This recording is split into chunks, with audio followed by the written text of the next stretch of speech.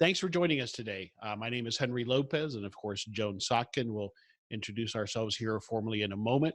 But this webinar is about how can we get to a point where we can have a business that doesn't kill us from the stress that can come from a small business and everything else that we have going on in life. So my name again is Henry Lopez. Some of you might know me. I am a serial entrepreneur. I own various businesses. I'm also a small business coach, and I'm the host of the How of Business podcast. For those of you who don't know Joan, introduce yourself, please. Hi there. So I'm Joan Sotkin. And when people ask me what my credentials are, I say I was really screwed up and now I'm fine. And so getting to be fine took a long time. And I just as soon it not take everybody else as long as it took me, because I started a long time ago. Yeah. And I really understand stress. I was so stressed out that I was addicted to Valium, and I had all sorts of physical and emotional problems, and I had no choice but to learn how to get healthy, and that includes the stress thing. So I have a podcast, The Prosperity Show, and I've written a couple of books, and it's hard for me to say who I've been because I'm really interested in who I am.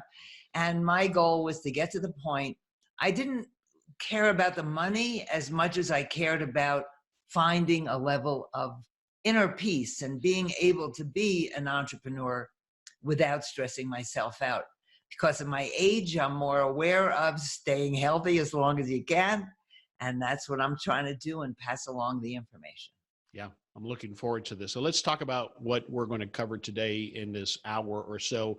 We might go a little long, so excuse that, but we're going to try to keep it to the hour, and then Q&A, essentially as long as it takes. So we're here to serve you and to hopefully impart and share with you some of our experiences. Joan's got a lot of experience, obviously, and she's helped a lot of people through this process. But we're going to break this down this way. We're going to talk about understanding what is it that you're stressed about. It's good to understand that. What are those sources? Why bother eliminating it? Joan asks this question of me a lot of times. Why does it matter? Why should we get rid of stress? And I think this is a big one because I know for me, I've grown up in an environment where I thought, well, stress it is what it is. It comes with the territory. And so we'll chat about that. What are the dangers physically and mentally of prolonged stress in our lives? We're going to chat about that. The causes of stress, and as Joan calls it, the stress response, how we respond to stress in our lives. And then we're going to talk about the key. This is the secret. This is the key takeaway, and it's habits. It's all about habits. And so Joan's going to explain what we can do about that. And we're going to share some examples, both Joan and myself, of how we've developed new habits. It's a tricky thing and everybody goes about it a different way, but there are techniques that you can apply, and we'll share some of the ones that have worked for us on how to develop newer, healthier habits. And then what you need to do to care for yourself as well as your business. Those things are interchangeable, obviously, for those of us who are small business owners. And so we'll talk about that. What are your next steps? What do we recommend you do next if you want to continue to get help with alleviating this stress in your life, especially the bad stress, as I refer to it. And then, as I said, we'll have questions and answers at the end. I'll turn it over to Joan now, and we'll get started. And I'll interject again with examples and stories from my experience as well. But Joan's going to walk us through the bulk of this. All right. So what are you most stressed about as an entrepreneur? The biggest stress that people have is financial stress. And what I try to help people understand is that it's never about money. It's about how you feel. And my stuff is about, my focus is on thoughts, beliefs, and emotions that go into your decisions about your finances. And we can talk more about that as we go along. Our uncertainty, as an entrepreneur, if you don't know how to deal with uncertainty, you're in big trouble. And you'll find out why as we look at how the brain works. And are you overwhelmed? I have a group of people I talk to who are all high earners. And it's not unusual for them to say, I feel overwhelmed, I feel stressed. And so if you have that feeling of overwhelm, you're not alone. And social isolation. If you're sitting in front of your computer all day doing your work, you've got to understand that you're not being with people, and it's people that feed you, because this is all about interacting with people. So if you're socially isolated, that's a problem for your business. Yeah, Joan, just to interrupt here. That happens to me because I work from home office. My businesses are either in another state where my partner manages them or virtual. And so it's very easy for me to get isolated just from the simple fact that I home office. Right. I have a rule that I have to get out of the house every single day and be with people. Mm-hmm. And at the end of the day, there's a dog park I go to and there are people there. I make sure to get to be with people. I think it's really important. Agreed. And another stress is the fear of failure, and strangely enough, the fear of success. Because what am I going to do when it comes to finances? It's really easy to manage just enough. The minute you get into more than enough, you have a whole new set of decisions to make, and that can be stressful. And your fear of making mistakes, which goes with the fear of failure. In my world, there are no mistakes. There are just experiences, and if you don't see them as bad, if they don't work out the way you want to, then you can learn a lot from them and use that information to move forward. Yeah, you and I have talked a lot about this, Joan, because I think that we are brought up, our education system, everything teaches us not to make sense. Don't color outside the lines. We're going to test you. And it's all about making sure we don't make a mistake. And then we become business owners, and it's the opposite, but we still have that baggage of, you made a mistake, you're bad, something must be wrong with you. And there's a saying I'd like you all to remember. Whatever you're going through, whatever you've been through, is what you have to go through in order to become who you're becoming. And there are no mistakes. They're just part of that becoming. And it's probably going to take a little longer than you had expected. That's right. And the other thing, do I lack the experience? In this day and age, if you're doing anything online, you're going to feel intimidated at some point, because there's lots of people who know more than you do.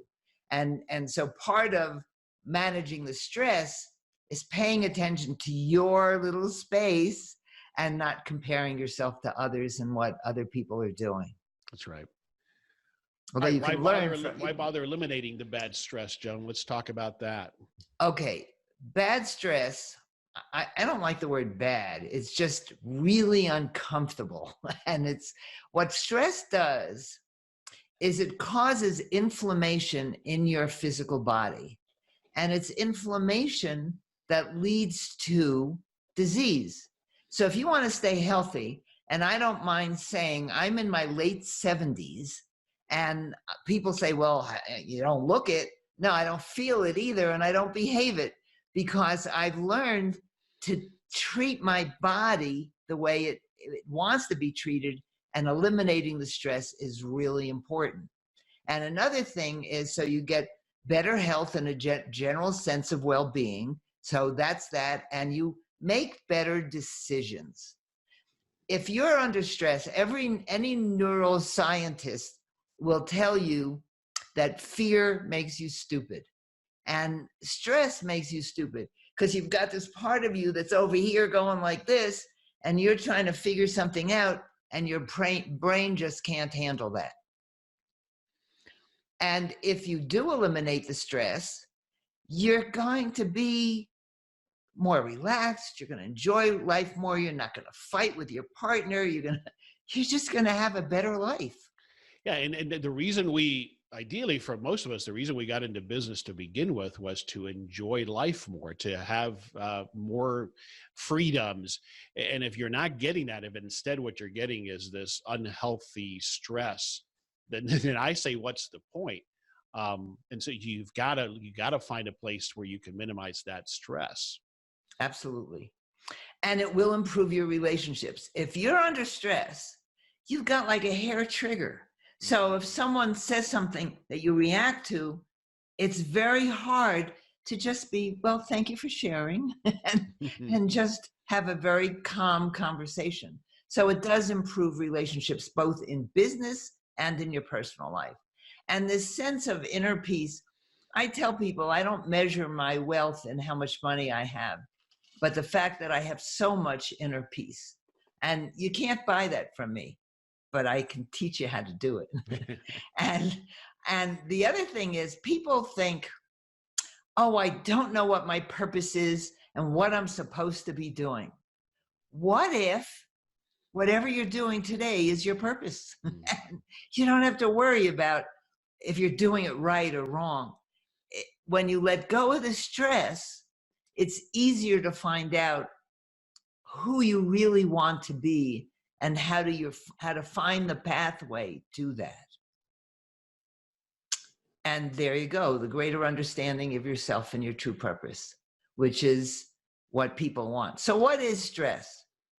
I said to Henry yesterday, stress is like pornography. You know it when you see it. And there's not much more we have to tell you. It actually comes when anything in your life changes, when anything is uncertain, and there are just so many things. We're not meant to be busy all the time. And yet in this world that we live in, I think there are too many people on the planet. And it's like, I see pictures of people in traffic. I live in Santa Fe, New Mexico, with the mañana consciousness where, all right, tomorrow, if you hire someone to do something, they show up in 2 days. And you have to just let it go and get into this idea that there really is no hurry, yet entrepreneurs are so sure that they have to do more, do more, do more, and that stresses them out, so they actually wind up doing less. So what are the dangers of prolonged stress? We kind of looked at this, the inflammation, which leads to heart disease, diabetes, depression, autoimmune diseases. Dis-ease comes from how you are in the world and how you treat yourself and your position in life. And so that's totally controllable. I was a very sick person and now I'm really healthy. And I know that it's a choice that you make whether to be healthy or not. Fatigue, if you're constantly dragging yourself, there's something going on and there's a good chance that stress is at the base of it. And burnout, I've said that so many entrepreneurs get to the point where they feel burnt out, and then you can't do anything, and you are going to make poor decisions. Absolutely. The poor decision thing is a big one. I've seen this in myself and in my coaching clients, Joan. I think you disconnect and you're not able to tap into that intuition as well because it's so clouded by the stress. And then it's a downward spiral. You're afraid of making decisions. You lose confidence in yourself, and then that just goes downward from there. And you use the word, a version of clarity. When you're under stress, you lose clarity. Agreed. And you can't make the good decisions if you don't have clarity about what's going on. That's right. Okay, so what are some of the internal causes of stress for business owners? Habitual worries. Worrying is a habit. My first spiritual teacher, more than 30 years ago, said to me, worrying is a waste of time. And I thought, what a concept. Now, it took me a long time to figure out how not to worry. But if you make the decision to stop worrying, there's a way of doing that. And we're going to talk a little bit about that. The reason this one is hard for me, Joan, is because I understand that as the business owner, I'm responsible for looking forward to what might be coming, evolving trends, competition emerging, consumer tastes, and I need to think about those things. But it's when it becomes a worry that leads to stress that's the issue, right? Yes, because there's no one that says when you look at your finances, which is what causes most of the problems for entrepreneurs, there's no rule that says you have to worry. Because if you stop worrying, and that it's a habit you have to replace, then you can make better decisions. So if you start worrying about your money, then you can say, okay, what action do I have to take in order to find a solution? Right. And when you develop that plan then in business, you can relax and let that go to a great extent as well. Right. Hypervigilance. This is an interesting one. This comes from childhood. When you had any kind of abuse or neglect, if there was alcoholism in the family, where you're constantly on alert, waiting to see if you're going to get punished or not, or how the grown-ups around you are going to behave, how your siblings are going to behave. And that habit of constantly being on the lookout for danger, even though we're wired to look for danger, it's much worse if you had it as a child. And that hypervigilance can lead to bad decisions. Mm-hmm.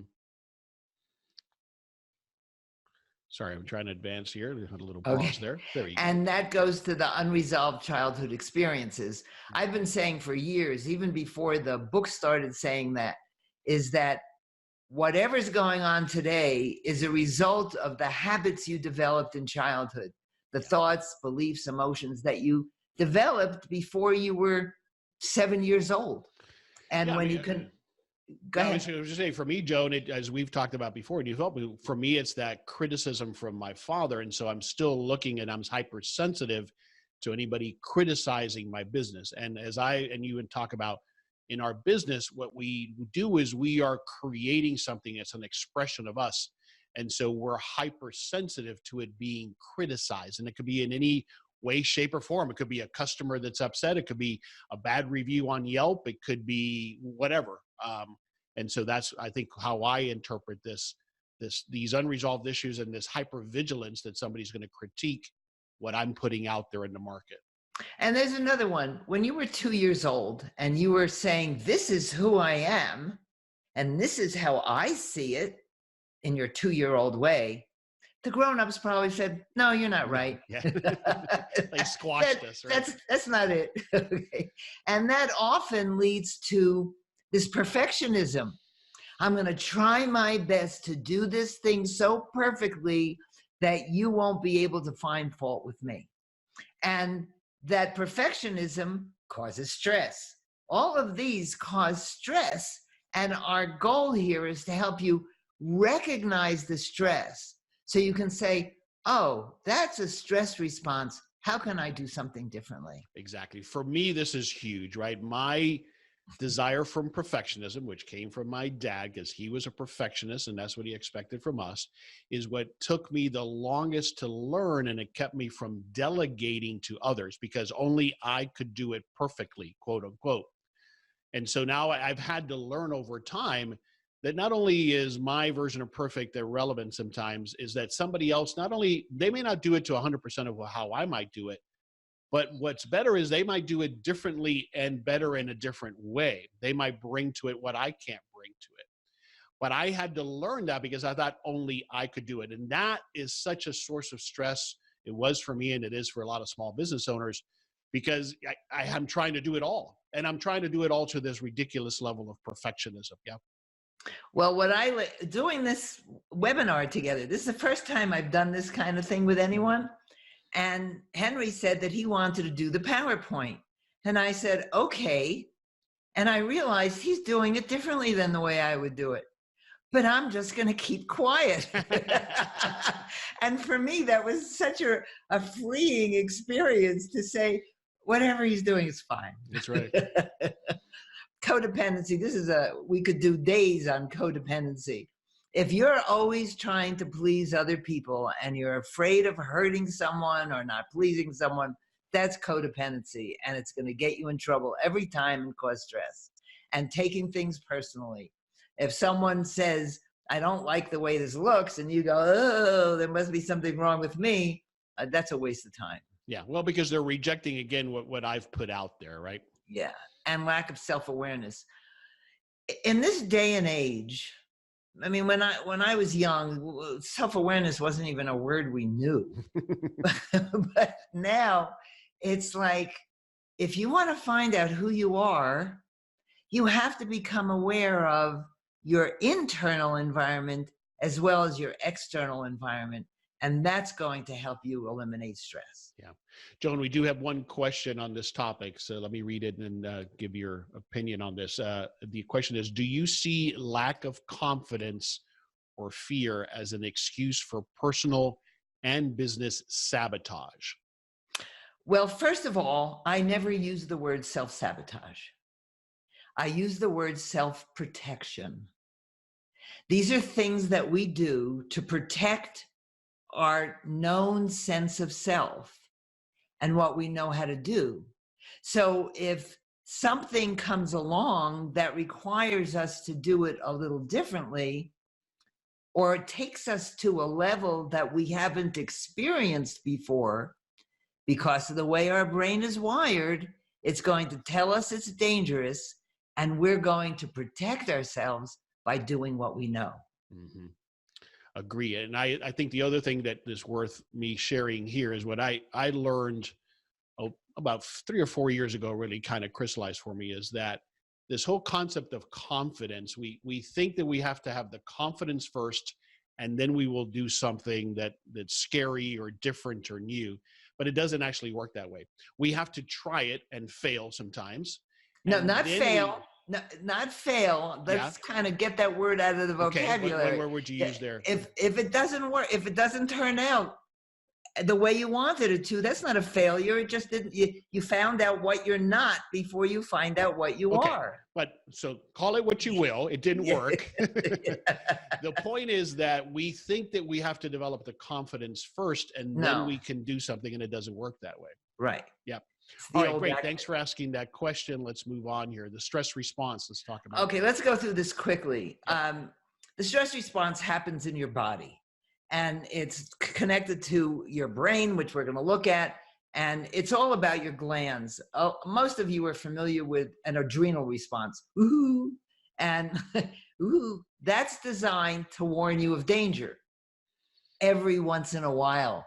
The problem comes when you're under constant stress, because part of the stress response is that adrenaline. The other one is the cortisol, which is one of the examples I love that one of the neuroscientists I work with, when a gazelle is eating and sees a lion in the background, there's an adrenal response. But then the cortisol, and the adrenal response doesn't last very long. Then the cortisol kicks in. And that's when you say, should I run? Should I hide? What should I do? And that's when you get that push to do something about it. So if you're under constant stress, it's the cortisol that's constant, and that's one of the worst things for your body. All right, your brain is in charge. See the big word amygdala? It's this little thing inside your brain, tiny little, but it's designed to keep you safe. And the amygdala is what triggers the fear response, so that if there's a saber-toothed tiger in the woods, you're going to run like heck. But anytime, so let's look at this in terms of your business. The amygdala responds to uncertainty. And think of all the uncertainty in our lives now, right? All the financial uncertainty and the business uncertainty. And so your amygdala is going, be afraid, be afraid. And so part of getting out of stress is learning how to hack your amygdala, so that you say to it, thank you for sharing, but we don't have to do that. And the stress response, which starts when you're a child, when daddy was criticizing you and you went, ooh, is a habit. And so once you understand that, you can change it. I had so much adrenaline, so much adrenal responses, I actually almost killed my adrenal glands. I could not get out of bed for months at a time. Wow. And I don't want you to have to get to that point where you can barely function because you've so fatigued your adrenal glands. Okay, and so the key is creating new habits. And if you're one of those people that makes resolutions the first of the year and you never follow through, that's because it's hard to create new habits.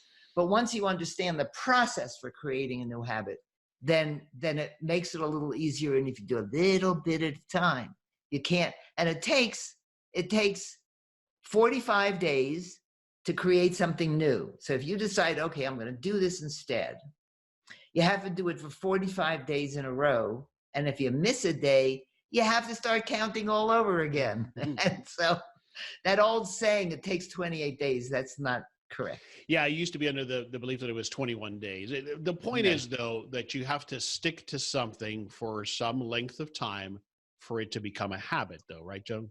Yes, and the most important thing is to make the decision. To make the decision to change something and stick with it. And then the wording is purposeful here. New habits, you don't believe it's about eliminating bad habits, but replacing them with new habits. You can't eliminate, you have to replace. Yeah. Because your brain, a habit is just these neural pathways in your brain that have built up over time. And so to create a new habit, you have to build up new neural pathways. It's like in the morning when you brush your teeth and your morning routine, it's automatic. When you're driving a car, it has become automatic because you have those neural pathways. Well, if you start driving in a new direction or you put your toothbrush on the other side of the sink, there's going to be that moment where you go, oh, where's my toothbrush? You know, it's a little, and so you have to create those new neural pathways. Why do you find, I find it, I mean, this is obvious, we get comfortable with those routines or habits. And is that part of why sometimes it's so hard to let go of them, even if they're not great habits? Yeah, and some people have an easier time with change than others. I'm kind of addicted to change now. I try to, on a daily basis, I say to myself, what are you doing and how could you do it differently? Whereas most people just like to do it the same old way. And remember, I said in the beginning that one of the things that stress is about is when you do something new, because you're suddenly in a new state of mind trying to figure things out. You touched on something which has been written a lot about, and you've done a lot of study on it, changing some of the ways we do things, even slightly. For you now, it's common practice. It's how you behave. But it's not, and I think it's a great way, one of the tips on how to begin to learn to develop new habits. For me, one of the ways that I apply it sometimes, which is a simple example, is when I go on my walk, I purposely change it up every time. It's about the same length or so because I have so much time, but I'll take a left here instead of a right there and change it up. That's an example of how you can start to get off of that, being on that rut and that path that you're always on, right? Right. It's like getting out of that groove in the record and moving it to the next one so it's not repeating. And the important thing to remember is that your business is an extension of you. So if you're stressed out and uptight, that is going to show in your business. If you're really relaxed and open to let things come to you and you get to the point where you believe that you're going to be okay, it will be. But the minute you start contracting, the minute you get into that stress place, you're closing off the world to you. And I know it's really scary to be open because if you're over 25, you've probably been kicked in the butt a couple of times and you're protecting yourself against that. That's what the self-sabotage is. But when you get to be peaceful and okay, you can go through your business day in that way. And I'll give you some hints in a minute, and let your business be as relaxed as you are. And so the key is taking care of your business and taking care of yourself. And we're going to talk about that a little bit more in a moment. All right, so let's start with you. Self-care really matters. If you're not taking care of yourself, it's pretty hard to take care of your business. Food, sleep, exercise, meditation. The meditation piece, if you're not meditating now, you just have to learn how to sit still. When I'm working with new clients, if they're not meditators, I say, just sit in a chair for 10 minutes. Doing nothing is doing something. So when your brain goes, you should be doing something, otherwise you're going to get in trouble. You say, I am doing something. I'm doing nothing. And getting used to that space between activities is one of the best ways you can deal with stress. Because when you're sitting and doing nothing, you enhance your self-awareness because there's nothing going on except listening to what's going on in your head. And you can become aware of how you're feeling. Am I contracted? Am I expanded? Those few minutes that you're sitting still can be as valuable as any activities that you do for yourself during the day. Exercise, I don't like to exercise. I don't need to exercise. There's more literature now about exercise, and I make sure to walk at least a mile to a mile and a half every day.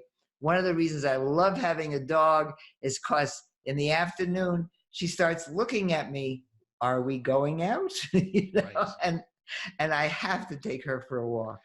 Joan, I don't, this falls into the category of it's obvious, yet it's amazing how impactful this is and how many people you both and I coach who don't get this. And there's a lot. So I want to talk about this just for a moment. The exercise is a huge one. What I find, and I'm guilty of this at times as well, is like, I'm so busy with the business right now. We're going through this crunch period or we're just getting started. I don't have time for exercise. Huge mistake, huge mistake. The meditation, you and I have talked about this. This falls for me in that woo-woo, as you say, in that woo-woo category. So everybody has to interpret this differently. What I've started to do along those lines, separate from the doing nothing, we'll come to that in a moment, is every morning I have a ritual, a practice that I follow that you may not call meditation, but it serves me the same purpose, at least for now. So we all have to find how we do that and start to apply that so that we have that downtime. We have that time where we do nothing and we take care of our body. Right. The other thing is food. I have not eaten sugar for 46 years. I don't know how you've accomplished that. That's amazing. Something I decided to do because I was a suicidal depressive for 15 years. And this very advanced doctor said to me in the early 70s, if you stop eating sugar, you won't be depressed anymore. And I went home and gave up sugar. And within less than a week, I wasn't depressed anymore. Yeah, I've tried to minimize it greatly. Pamela just commented, I get the best ideas during my walks and doing yoga. And I believe it. Yes. And so that's exercise. It's also when I see people taking their walk and listening to podcasts, I don't get it because they're not hearing the birds. They're not seeing the sky the same way they would if those earbuds weren't in their ears. That's an interesting perspective. I do listen to music or a podcast when I walk. But let's talk a little bit more about spending time doing nothing. You've touched on it. That was a big one for me, Joan, because for me, if I was idle, it meant I was lazy. This is my dad talking to me. I'm lazy. I'm not being productive. There's a million things that need to be done that I'm not taking care of. And so that was my challenge with it. Yeah, I was just thinking, we had a house at Lake Apatcong, New Jersey that we went to in the summer. And eventually my parents moved up there all year round. But my father used to go fishing in this little rowboat with he was actually modeling doing nothing. Interesting. It's not like he ever brought home any fish to eat. He was pretty much doing nothing. And I was able to see what that was. That's great. And there are more and more studies that are saying, I don't know how people live in New York. I've been to New York enough to know that I never need to go back there. You need to see grass and nature every day. All right, I'll challenge you on that because my daughter's about to move to New York, so it's personal. But I think that even in cities like New York, you can find nature. Oh, well, the park. They've got Central Park. Yeah, there's Central Park. There's the water. There are parks throughout. If you want it, you can find it.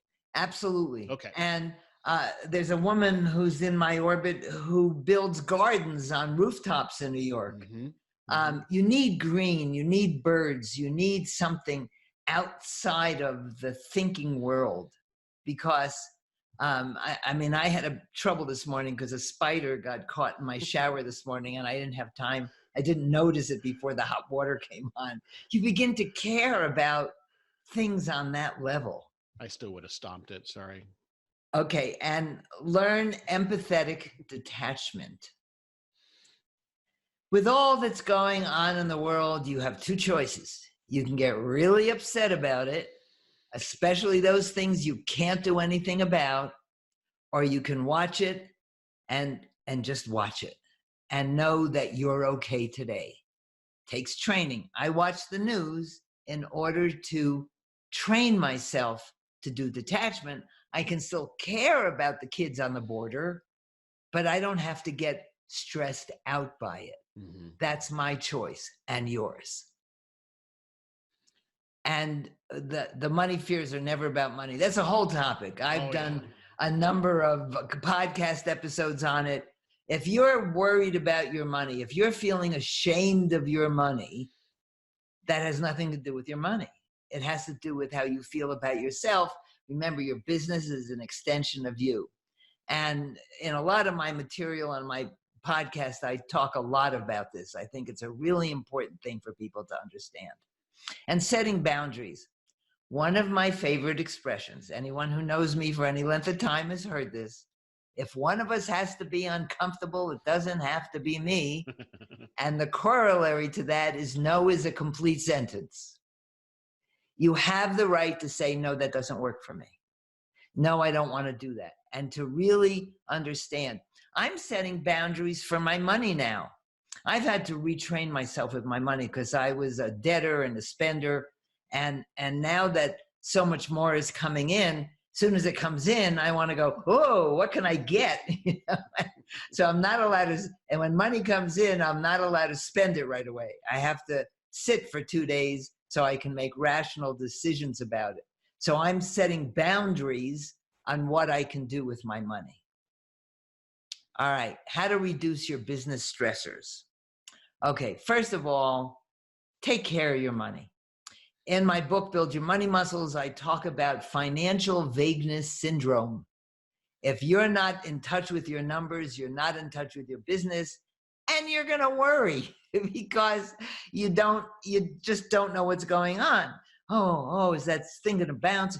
So there are two things. One is to keep track of your spending and your earnings and to manage your cash flow. Again, those are big topics, and I do a lot of work around this because I don't care how interested you are in traveling into other dimensions, you still have to pay attention to your money. Someone taught me a new phrase yesterday. Are you a closet woo? Are you really interested in those things, but you don't tell anybody? Right, because they might think you're a little kooky. This is such a big one, Joan, and it's hard when things are not going well financially. Either the business isn't doing well or you personally are in debt. What we tend to do is we tend to ignore it, and then maybe it'll go away, but at least we're not focusing on it. What I have found, because I've been there, and I help people, and you help people with this, is when you at least get your arms around it and you understand either in how much debt you're in or whatever, there's a sense of relief that comes from at least, okay, now I know what it is, and I can put together a plan to hopefully correct it or get out of that or improve it. But we avoid it because it's almost like I tend to want to bury my head sometimes and not want to deal with the reality of it if it's not good. 9 out of 10 people do that. Yeah. I mean, it's how we respond, because why look at the danger? But it's not danger. It's just what is. When you understand there is no good or bad, there only is what is, then what you're looking at is not bad. It just is what is. What action can I take to change it? Exactly. Okay. Create realistic business goals that are congruent with your true wants and needs. When I say to people, they say to me, oh, I need more money. And I say, how much more? Or how much do you want to earn? It's really weird that the answer I get most often is $2 million. And that's from people who have no idea what $2 million means. A little bit at a time, I suggest to people that whatever you're earning now, go for 10% more. And maybe 10% more of that, so that you're not stressing yourself about what you haven't accomplished. And if you have clients and you're making X, one more client is going to change your income. Of course, in business, the number of clients and customers goes in and out. So part of it is learning to understand that if you've done it before, you can do it again. If you're starting out is a whole different thing. But you have to look at what your habits are. What is your habit, to be poor or to be wealthy? And if your habit is to be poor, then that's what you have to change, not more money. If you keep saying, I need more money, what you're really saying is, I need more people, because money is always attached to people. And trust your intuition. Each one of these things could be a full webinar. Our goal today is to introduce you to the ideas. I know that Pamela teaches people how to get into who's on the call today, teaches people how to get in touch with their intuition. And this is the core of my life. I actually spent a lot of time doing nothing and saying, I'm not going to do anything until I feel the really strong urge to do it. And it's hard to do, but it works. And develop a support system. Trying to do things alone is stressful. Get feedback from other people, whether it's a coach or a group you belong to. 12-step programs are sometimes a good place to start. That's where I started. So that I went to Codependence Anonymous and Debtors Anonymous and Overeaters Anonymous. I was very anonymous, although that's hard to be. But you just need people. You need people and support. And ask for help. You can't do it alone. We're meant to be tribal. So what are the key takeaways for today? Henry? Okay. Okay. It's to your advantage to eliminate or reduce stress. It's a decision. Because what you're going to be saying to yourself, if I stop working so hard, I'll never reach my goals.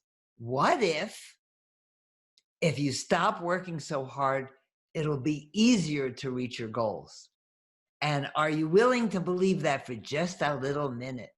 Okay, make the decision to take care of your money. Yeah, it's going to be uncomfortable if you haven't been doing that. But once you start doing it, I'm amazed at how many people I work with who start keeping track of their money. And they say to me, I can't believe how empowered I feel. Mm-hmm. And how less stressed. I think that's the key word I was looking for earlier, Joan, that's what I've found is even in your personal finances and in your business, once you understand what it is, good or bad, you're empowered. Absolutely. And it's about habits and how to develop a new habit. I have a system. I have a course called Rewire Your Brain for Prosperity and Financial Freedom. And it teaches you how to change the habits. And you have to recognize the habit. You have to express particularly on the emotional level, express what's going on inside, recognize, and that releases the old stuff, and replace. What are you feeling today, and what would you rather be feeling? What are you doing today, and what would you rather be doing? And do you know how to do that? You may not know how to feel that or how to do that, but you can develop that new habit and build new neural pathways. I think you have to have, as we've touched on, the discipline, though, to implement that new habit that you're developing, because it takes time, as we've talked about. And discipline is a habit. Okay, and I agree. So I think that's where we got to ask ourselves, have we been able to, in any facet of our lives, implement a habit that's healthy for us and stick to it? And I think we got to start small if we haven't been so good at that, yes? Okay, so let me give you a small one. Never go through a yellow light. When you're driving, how many times do you put your foot on the gas pedal when you see the light changing? Right. That one habit can be changed. It takes time. I have my clients do that. They go, I can't believe how hard that was to do it. but it's looking at a tiny thing, and you can develop a relationship with change by doing things like putting your toothbrush on the other side of the sink. In my book, Build Your Money Muscles, the first section, the first chapter is about how to adapt to change, all the different things that you can do. And we talked about it before. So you can't stop doing something. You have to replace it. Right. So you helped me, just to talk about a couple other examples, you helped me a lot with, and I have shared with you that I made a conscious decision. I started to develop a habit, a conscious decision when I started my frozen yogurt business back in 2011, that this was going to be a business where I was going to enjoy the journey. And I talk a lot about this with my clients in our podcast, and you and I have talked a lot about it. What I mean by that is that prior to that, and I still succumb to it some days, don't get me wrong, as small business owners, a lot of stress comes from trying to measure up to these external measures. I want to be like Apple, or be like Steve Jobs, or, so-and-so who I know who has 4 locations and is highly successful, whatever that means, or the guy who I know who's a millionaire, whatever that's worth. And so we try to measure ourselves to other people, and that creates so much stress, instead of what I decided to do, and I try to do today, is enjoy the process, the entire journey, the ups, the downs, and accept that it's success for me personally. Absolutely. Don't be a critical parent to yourself. Right. Love yourself through the process. Yeah. And one more thing, one more habit. One of the things that can automatically change the stress response is deep breathing. Before I get to go to sleep at night, when I get into bed, I take at least 10 deep diaphragmatic breaths. Or anytime I feel myself reacting to something, because it's perfectly natural to react to things around you. We have such a complex world, is to stop and take a really deep breath. And that actually changes your state of being. So is that a habit or stress response that you've conditioned yourself Absolutely. to use? Yeah. Okay. Yeah. And it's a diaphragmatic breath where you're breathing from your belly, not your shoulders. So that when you take a deep breath in, you're actually pushing your hand out and then letting it go back in, rather than taking a breath that way. And it just changes the whole state of being. All right, one more example, and then we'll move on, that I think is applicable for any small business owner. One of the things that was a huge source of stress for me, and everybody on this call can relate to the fact that as business owners, we have more to get done than we can possibly get done in a week, in a day, in a year, right? That is a fact. But we think that we can succumb to that. We can overcome that, rather, that we can get it all done. And so what I've tried to do, that's a habit / technique, is I prioritize. I know you do the same. I prioritize and I time block, and I identify on a weekly basis, on a daily basis, sometimes even on a half-day basis, what's most important, what's most critical that only I can do. And the stuff that doesn't get done, what I find is a big portion of it was just noise. I didn't need to get it done. But just approaching it that way and developing that habit, for me, Joan, has relieved so much stress for me as a small business owner. And quite frankly, I don't time block. I use Trello, and I have a list of things that called my immediate to do. And I look at that somewhere during the day. I don't start out my day with that. And I just this is what happens when you're in touch with your intuition. Because I know that whatever has to get done is going to get done, and whatever doesn't get done didn't have to get done. Didn't have to get done, yeah. So, and even if I plan on what I'm going to do, something else comes along. A piece of software doesn't work right, and I'm not really good at planning really specifically, but because I've gotten in touch with that sense inside of what needs to be done next, and I just do that. Yeah. Time blocking has worked really well for me. It's a habit that I'm developing, though. I'm not as great at it, but it's been one of the best ways for me to make progress on particular projects that otherwise I find the day gets away from me, and then I haven't worked on that particular project that's important to me. So that's how I use it. Well, ask me again in a couple of months, because I just came out of this thing of being really relaxed and not doing anything unless I felt the urge, and I wasn't worried about anything. And suddenly my life is getting really busy again. Yeah. So, I hear you. Okay, what are the next steps, Henry? Okay. I offer a free coaching consultation if you want to find out more. I also, on Prosperity Place, I pretty much list a lot of the things that I do. I have a group that's going on. There's a couple of people on this call who have been part of that group that's called Intention Plus Action. The idea is, what are you hoping to achieve and how are you going to get there? And you get the group support, very affordable. I'd love to have you part of that. And what's going to happen is, after we're done with this, I'm going to send everybody an email and I'll tell you what's available and how to get in touch with me. And podcast episodes, yes, I've done a number of podcasts on these topics. I've done 385 podcast episodes already, and this is the stuff I talk about. So I hope you'll tune into the Prosperity Show.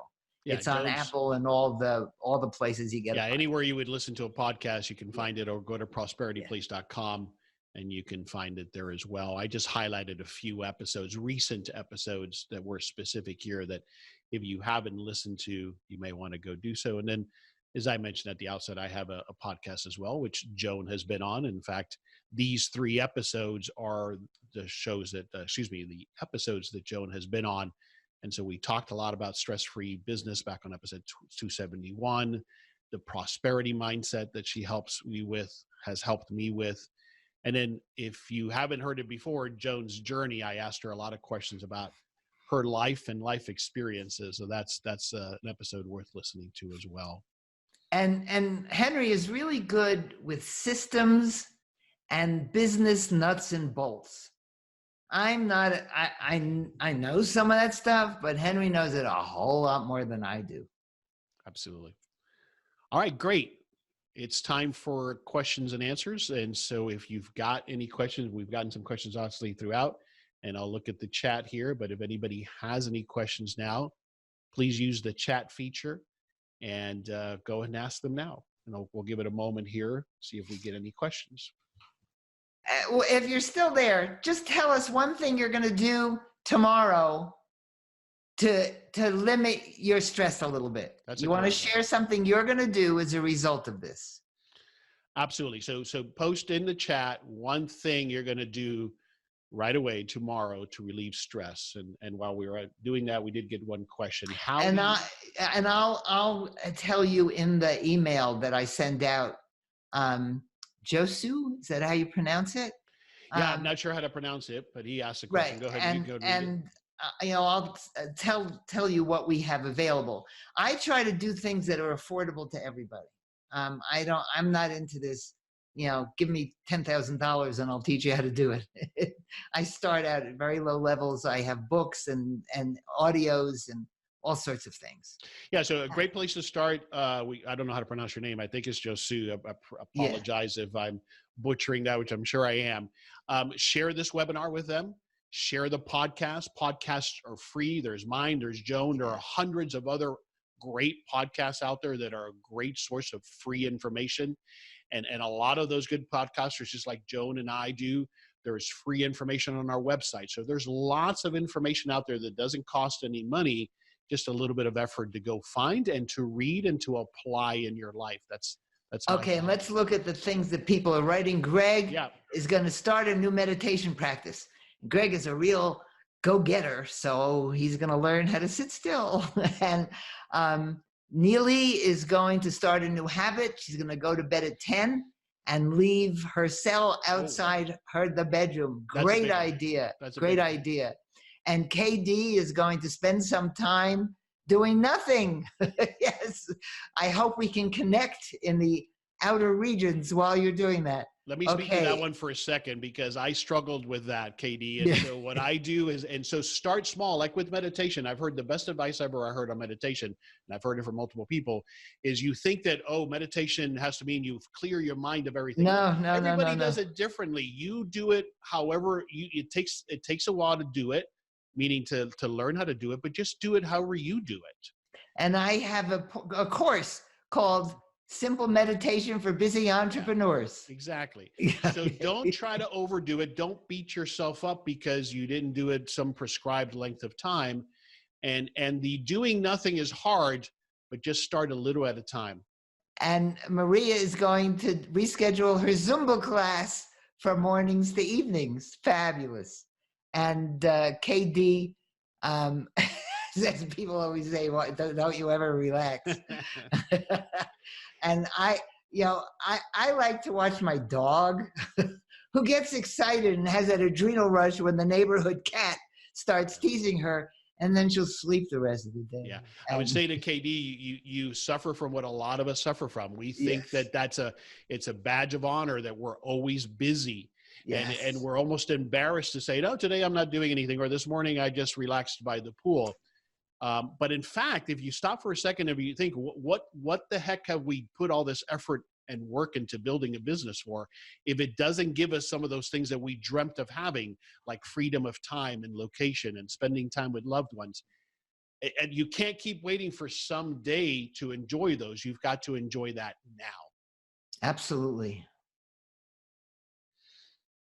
Great comments. I'm glad that those who stuck with us got some value out of this. Again, you know where to find us.